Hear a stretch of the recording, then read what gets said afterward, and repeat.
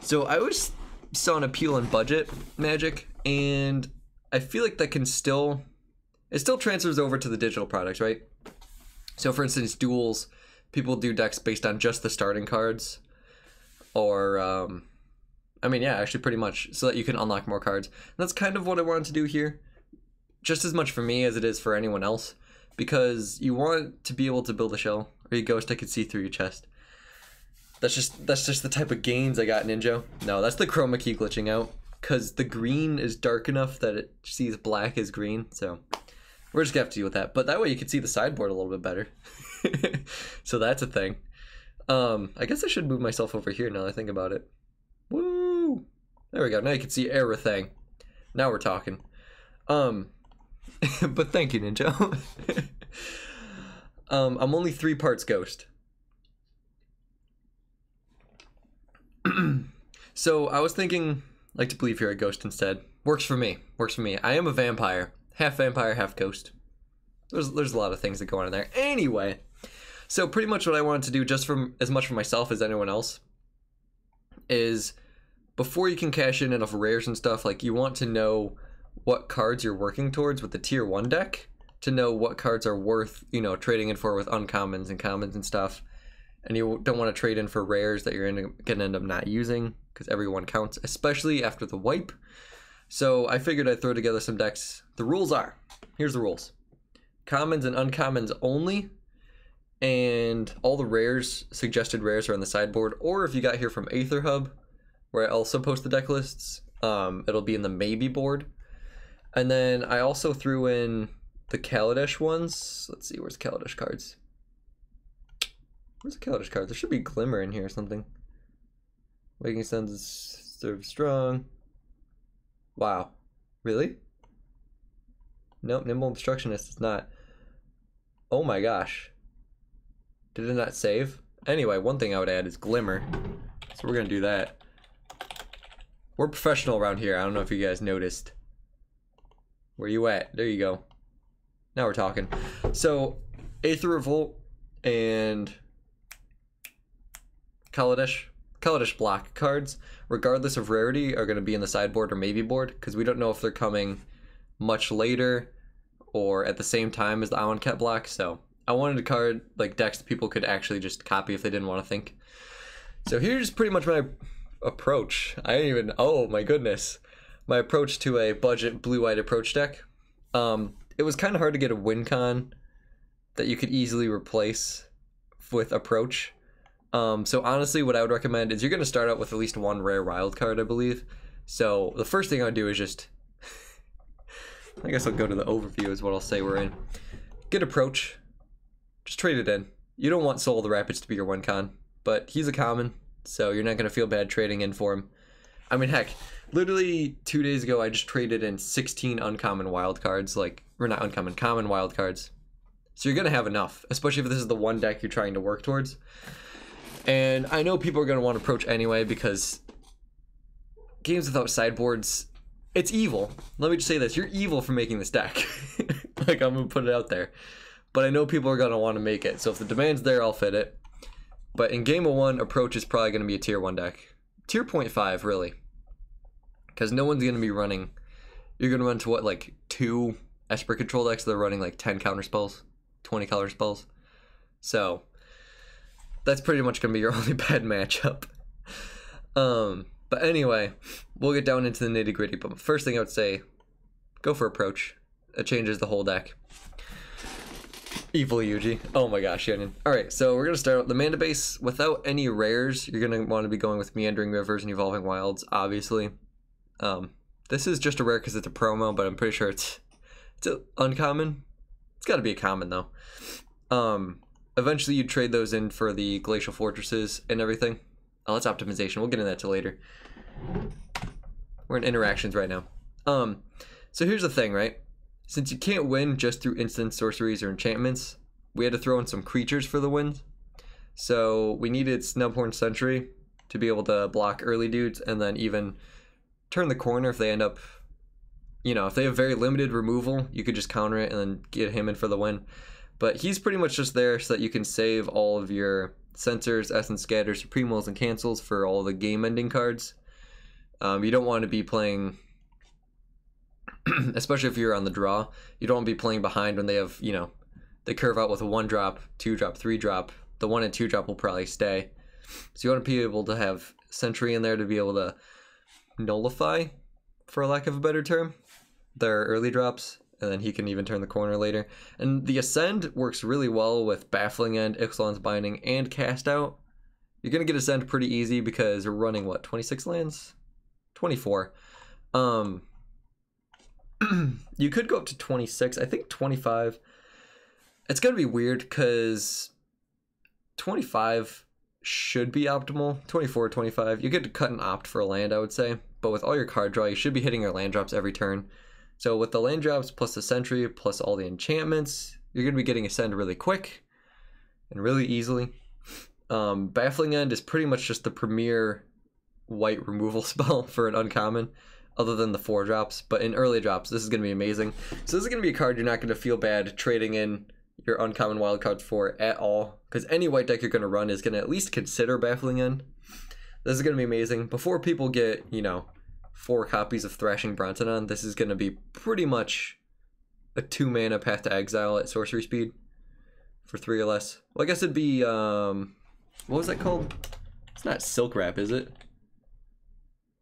Hey, well, there you go. It's pretty much like a better Silk Wrap in a way. So, yeah, Baffling End is amazing.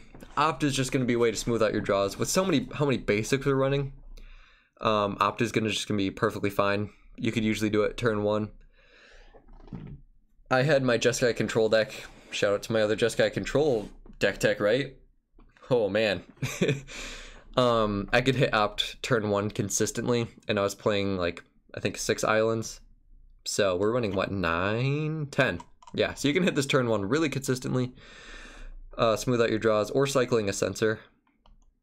Censor, I think, is going to be huge in the new meta. I'm only putting in 2 right now just because I'm unsure. And it's not very splashable.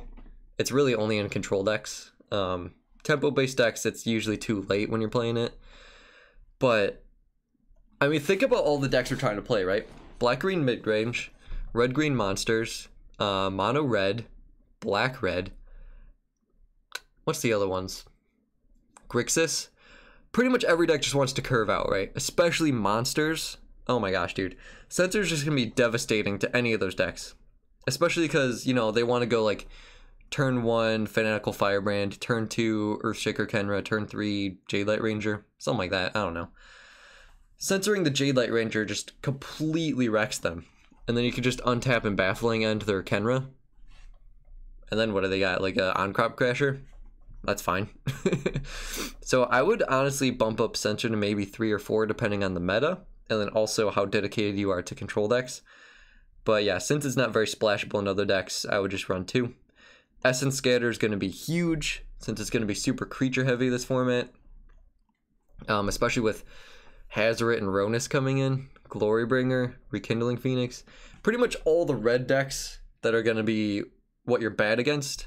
Oh, also Scarab God. Oh my gosh, dude. So all the control decks, where they don't have a lot of creatures, this is the most important to counter all their spells that'll win them the game, like Scarab God, Torrential Gearhulk, which is also something that should be over here now that I think about it. I don't know why I didn't save when I added all the new cards. Gearhulk. That's not how you spell that, Yuji. What are you doing? Now we're talking. Hello? Oh, I guess I had too many cards. Well, we'd throw Torrential Gearhulk in there. I guess. Why 26 is a limit for your sideboard? You think it'd be 15, if anything. Anyway, irregardless. So against control decks, it's good because it gets rid of all the threats that are going to end the game against you. And then against all the other decks, which I think creature-heavy red X decks are going to be most of the meta. Just because you got Rekindling Phoenix, you got Glorybringer, you got Hazoret. Earthshaker Kenra. Like, those are amazing cards. So you're going to want a ton of Essence Scatter over like Negate. If the meta changes, swap these for a Negate or something. Or a Cancel for a Negate. I don't know, something like that. But Essence Scatter, I think, is going to be huge in the new meta. Cancel, because we need some catch-alls. I guess. When you get into late game, Supreme Will, because the idea is that you want to play Approach twice, right? So let's already turn 7. So if you're playing an aggro deck and they top deck, you know, Azor and it's turn 7 and they have probably 6 or 7 lands, Supreme Will's not going to actually counter that. So you just want cancel, sort of the catch-all in the end game. That's all.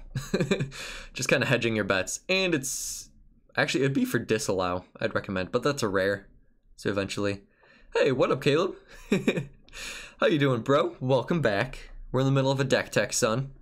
And I'm thinking you might like yourself some Arena with this new patch that's coming in. Approach of the Second Sun with no sideboards. Buddy. Jeff's gone. I know, Happy. Jeff's gone. I'm sorry. But yeah, Caleb, remind me to... You can either whisper me or call me after the stream. There's something I had to tell you from Mother.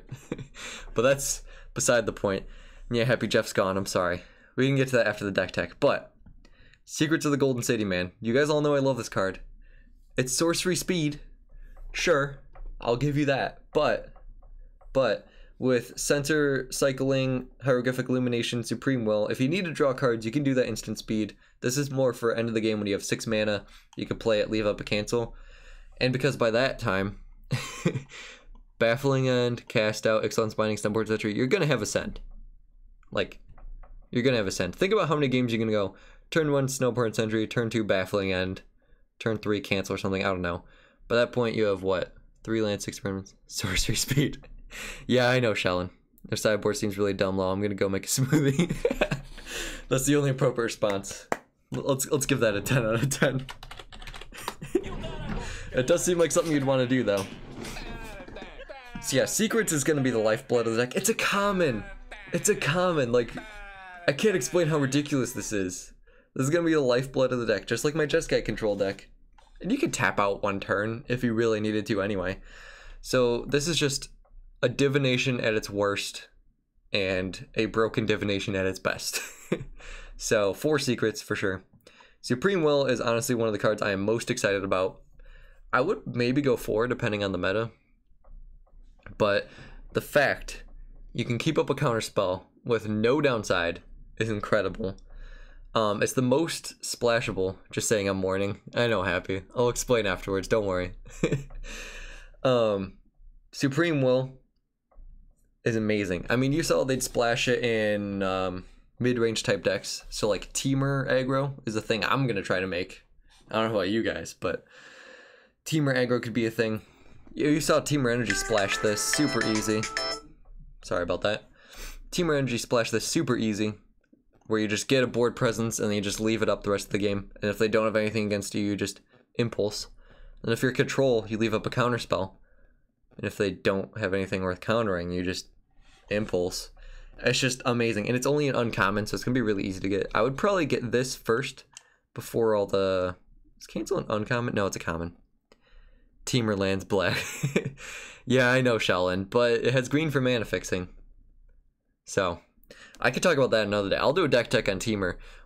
I think I'll have to test first before I could support that. Okay, hold on, guys. Give me 1 sec. I'm sorry, everybody. We're back. I'm going to need to run out for about 30 seconds in about 5 minutes. So, we'll try to wrap this up before we get to the sideboards. Cast Out. Super good. I like it more because cycling's like your early game. Like I said, you can just draw through your whole deck to get what you actually need. Because this is kind of a dead card in control matchups. Depends on how many threats they're running. Grixis, it has a lot of targets, but other than that, if you're versing like another approach deck, for instance, Cast Out's gonna be bad. Plus it's flash. The instant speed is the most important. So you can keep out a counter spell, but if something you'd rather just cast out, then you can keep up a counter spell for what you actually want to counter. All that sort of nonsense. And then you run 2 Excellence Binding, because if they Excellence Binding your Cast Out, then you just binding their binding, and then boom, you're golden. What more could you want? Or vice versa. If you draw a binding and then they binding your binding, you never want to get in that situation. You just play yourself a nice little Cast Out, instant speed as well, and then you're golden.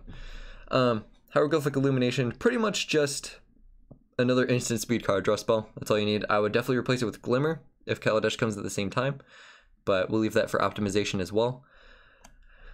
And then also the early cycling. So that's why I'm thinking you could probably just cut an opt and play an extra island to make sure you hit your land drops. Because he acts as like a much worse opt. Also, it works really well with Search for his Kanta once you get that going. Why is there 3 Torrential Gearhulk in there? That's weird. Huh. Guess that was a problem, huh? Yeah, so that's how we go for Glutination. Soul the Rapids. Pretty much, we just needed to be able to have only like 1 to 3 win cons in this deck. Because you don't want to be playing enough things that this deck doesn't transfer over to approach very well. Because we're playing a ton of creatures. Like, originally I had like 3-drop dinos and 4-drop dinos just to kind of like hold up the board. There was the 1/2/5 with Flying and Vigilance. You could try and run him if you want. I don't remember his name. What is like Azor?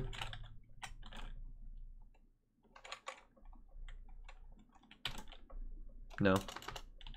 No? Yes? No? No. We're professional around here. Don't worry about it. So Soul the Rapids is just a guy that you can... I mean, how many sweepers is your opponent going to be running, right? That's pretty much the only way they can kill him. Unless they have a flyer, but you have enough removal for that, you know? So the only way they could probably kill him is sweepers, and you have plenty of counter spells that when you play him, if you have 2 counter spells in your hand, even 1, he's probably going to survive. And then you just ride him to victory. So he's just a common. He's something... The reason I had him is he's a common that you don't feel bad. If he was an uncommon, you'd feel a lot more bad swapping your wild card for him, and then just getting rid of him the moment you have approach. So he's a common, which is the main reason I did him. You could also do... Striped Riverwinder? Yeah! You could do this guy as well if you want. He's a hexproof, he's a 5/5, so that then the only sweeper that would kill him would be Banshee Last Reckoning or Hour of Devastation.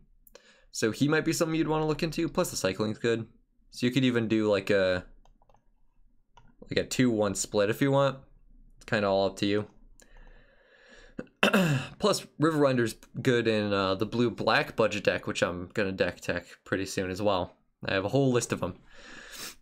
So, yeah, that's pretty much the core of the deck. I don't know if you guys can have any questions or suggestions while I run out for just a second. Sorry, guys. The wife needs me. I wouldn't do it if I didn't have to, but I will be right back with the optimization, which I think is the most interesting part. So I'm sorry, everyone, and I love you. Not in a gay way. A little bit in a gay way. Don't mind me.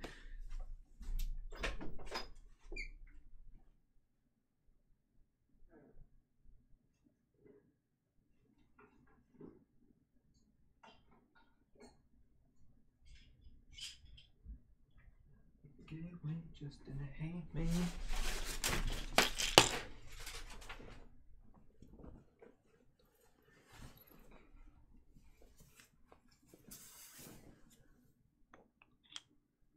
Shellin, I know what you're talking about. Shh, don't judge me.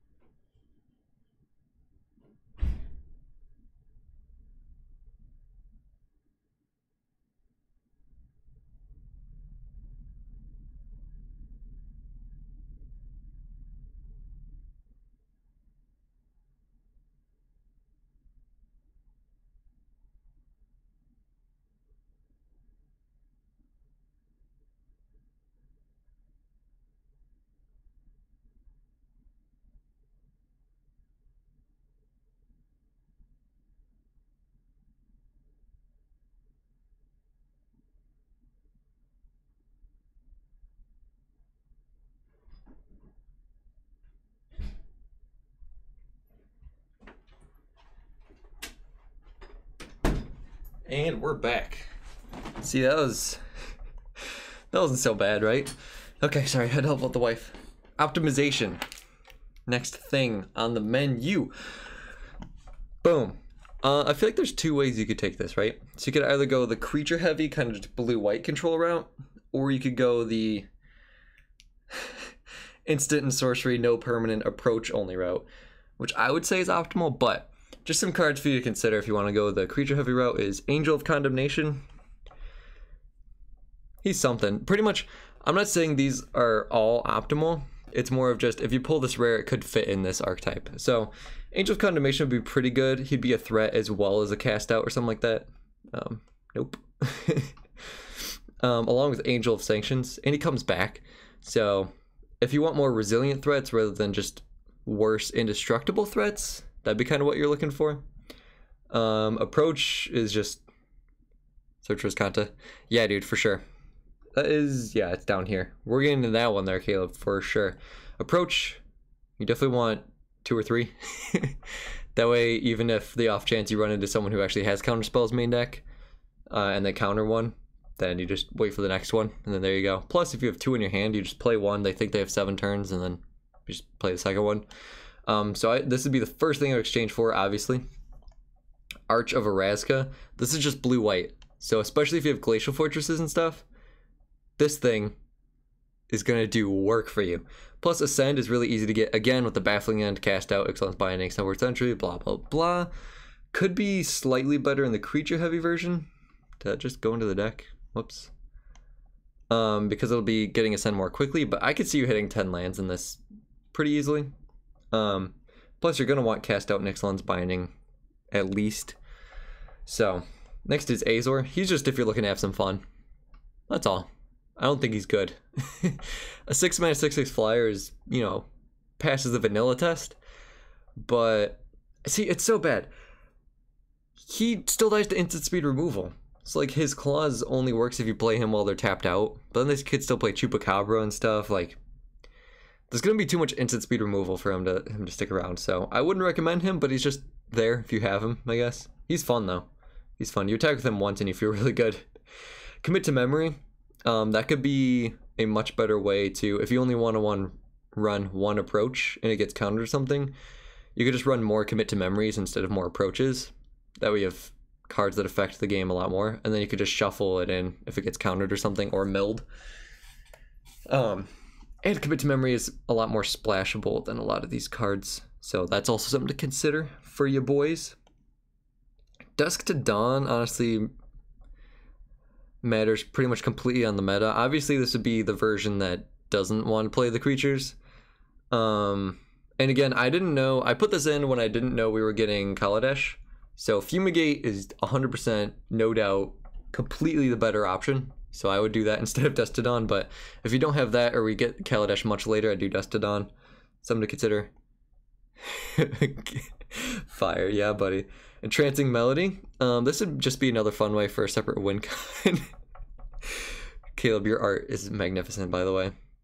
Blazer, the Smog Bringer. Oh my gosh, that deserves a 10 out of 10. Well played, sir. Well played. Did that just go in the deck? What was I holding? Where did that just go? Entrancing Melody. This would be for the more sorcery and instant, like, creature-less version. This will act as a win con. I mean, this is what works for me in my Jeskai control deck. You just run, like, 1 or 2, and it usually wins you the game. Because it's, like, a 2-for-1 in, like, the best sense. And then you got Gideon in the Trials. He'd be a fun way where you could kind of split the difference, where you'd have another win con that isn't approach, but you don't need, like, all these creatures to be able to try to win. So you could still run all your sweepers and stuff. Gideon's a boss. Plus the emblem comes in handy sometimes. Glimmer. Get it. The moment you can have it, just get it. I think it's better than Hieroglyphic Illumination. Maybe you can convince me with this Kanta, Hieroglyphic Illumination is better for the cycling, but even then, Glimmer's just so powerful, dude. Or replace Secrets with Glimmer. Some of those two. Some sort of split. Who knows? Consider your curve, but just so good, dude. Hour of Revelation. This would be for the crazy route of getting rid of all the enchantments and creatures. Maybe creatures. Because then your creatures will make them commit more to the board and then you just Hour of Revelation. But this was also before I knew we were getting Fumigate. So Hour of Revelation is it's a little bit more mana heavy. The reason I like this right now is it's only double blue sources. White is really easy to get going. So the mana base will not cause you any problems. So I wouldn't recommend it, but it's there for you. Again, it would want to be for the sorcery and instant heavy. Get rid of all your enchantments. Because getting rid of all your cast out and binding feels really bad, man. Really bad. We got a Kefnet. He'd be a fun alternative win con. I'm kind of split about him though, because there's going to be a lot of exile spells going on. I mean, Baffling End's going to be in all the white decks. Vraska's Contempt. There's a 4 of in almost every black deck. I'm trying to think what else. Just any sort of exile spell. Settle the Wreckage, all that sort of nonsense. I'm thinking, sure, you'd have counter spells, but maybe you'd rather just play something that doesn't... I don't see beating mono red with this deck. Yeah, maybe. I mean, tier 1 you could beat it though. The 1-drop slot would be the big thing to do, but if mono red comes out to be... I think it's going to be either mono red or approach, right? Scarab God Level now. Flip this. Yeah, it's a little crazy. Yeah, so everyone running all the exile spells for mono red as well, for Rekindling Phoenix and Hazoret. It's going to be hard. His Indestructible is not going to be that important. But yeah, Shallon. But I'm thinking if mono red's 30% of the meta, you know, plus I think, was that mono red or Grixis you were showing me? Not me personally, but on your stream. Shout out to Shallon, by the way. Be sure to follow him. Where it had like a 60% win rate in best of 1. Like, I don't know. I think if you change this to the meta, it could still be pretty good. I mean, because there's definitely games where you could have Snowboard Sentry to block their 1-drop. And then Baffling End on their Kenra. And then you counter their On-Crop Crasher with like a Sensor or something. And then their Hazoret gets Supreme Willed. Like, there's games where I could see that happening. I mean, odds could be stacked against you. We'll see, though. Approach versus Teamer energy. Oh, versus Teamer. Okay. Yeah. So, I mean, that's a weak matchup, but if you're going to have, like, a 70% win rate against 70% of the meta, I think I would just accept the loss against Mono Red. And if it's, like, even bigger than that... Plus, I mean, Mono Red's not going to be tier 1 for a while. Do you know how many rares it takes for Mono Red? It is crazy, because you think... all the Kenras are rares, the Phoenixes are rares, the Glorybringers are rares, Hazoret's mythic. Crasher's uncommon, so he's not that bad. Shard's in Classic Yuji. Oh man, love you, Shard. So yeah, I mean, it's gonna be rough, but take out the creatures, add Settle, Slaughter the Strongest. If I were in your shoes, maybe replace Secret Skull and Save with Hieroglyphic Illumination. Don't want to get in the way of your deck tech though. No problem, Ninja. And that's what I'm saying. So absolutely, that's what I'm getting to. You want to replace it with Settle and Slaughter. The thing is, those are rares. So starting out with like a balance between the creature heavy, instant, and sorcery heavy versions is pretty much what I had to do to make the commons and uncommon only work. Gotta get rid of that approach, by the way. I need that in the sideboard though. Goodness. So yeah, absolutely. I agree 100%, Ninja. It's just that with commons and uncommons, you gotta pick your battles. Yeah, but maybe swap out 1 secrets for 1 hieroglyphic. Absolutely. Like I said, this is just kind of a starting frame for you to kind of work towards, and then as you deal with the meta, you can sort of shift it and change it. And the more rares you get, obviously, it's going to get a lot better. Oh, okay. That's how that works. Cool. Where's he at? Nizahal? Nizahal might be another fun one, kind of reversing a lot of control. But, he's going to be bad in almost every other matchup. So he's a pretty rare slot 20. They look a lot worse in the chat than in the moat selector. I know, I agree, Shard. It's really lame, dude. And I could even pull up, remind me, I could pull up the picture of them in like the way I got them, and I was like, this is amazing. I could show you that afterwards. Nibble Obstructionist. I don't think he's good. He's a rare that'd be kind of wasted.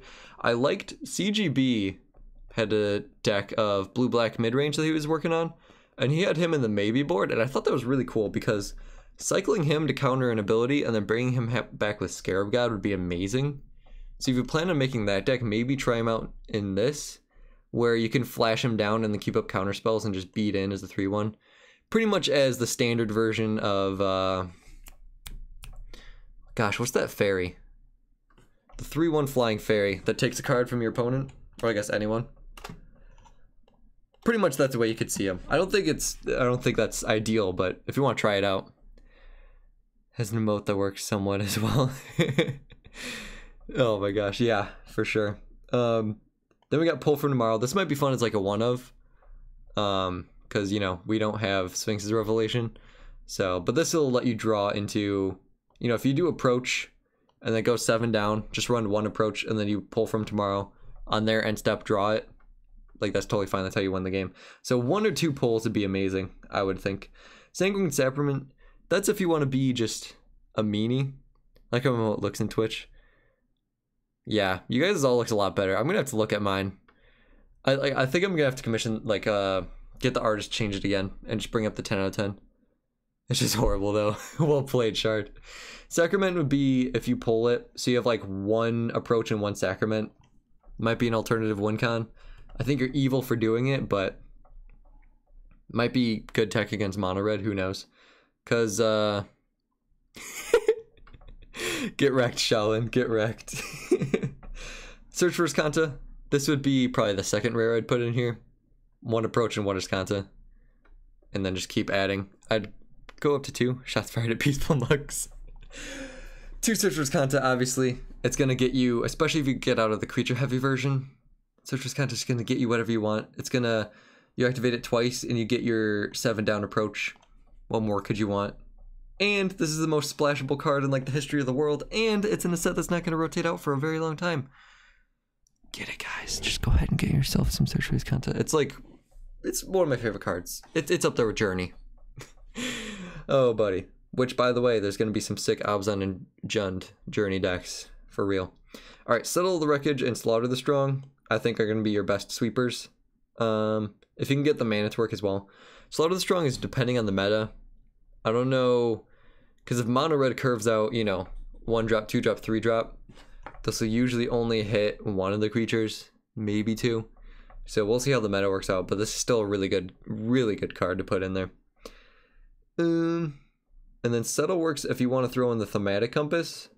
Settle and Thematic Compass work amazingly, because this makes sure you hit your land drops, and then it flips over into Maze of Ith. And then they got to commit with everyone, and they just settle the wreckage, and it's beautiful. But I still think Search for Iskanta is going to be better than Compass, personally. Next, we got Torrential Gearhulk. If you want to go the more creature-heavy route, more just like blue-white control splashing approach, Gearhulk's going to do work. I mean, he's just amazing. He is a mythic, though, so that's kind of something. Vizier of Many Faces will be dependent on the meta. If you see a lot of Carnage Tyrants coming up, that sort of thing. I guess even Baby Hazarets. No, but you're going to have too many cards in hand. Depending on the meta, Vizier could be amazing. I've always wanted to try control with Zatalpa. I know, right? Vizier is just going to be good sideboard tech. Maybe against even Scarab God, really. Don't have a single copy, though.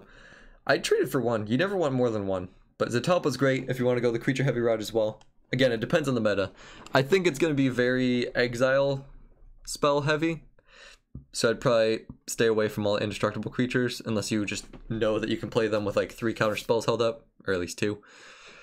So yeah, otherwise Gearhulk's good because he's instant speed and he gets you some value right away even if he gets killed. So next we have Awakening Sun's Avatar. I think Dinos is gonna fall out of hand pretty quickly with all these other tier 1 decks coming in. So Awakening Sun's Avatar might be a fun little dude just to try out. I don't think he's going to be amazing, but who knows? A one-sided board wipe, leaving you with a 7/7 could be fun. So I don't know. I agree. The first things I would do, in some, like I said, uncommon and common only. So you're kind of splitting the difference between the sorcery heavy version and the permanent heavy version. Splashing approach. The first thing I would do is get at least 1 approach and then start getting your Search for Iskantas and everything, all the support. Get some good sweepers, like a Fumigate. I don't know why Fumigate wasn't in there. But like I said, I would lean more towards, if you can, Ixalan cards and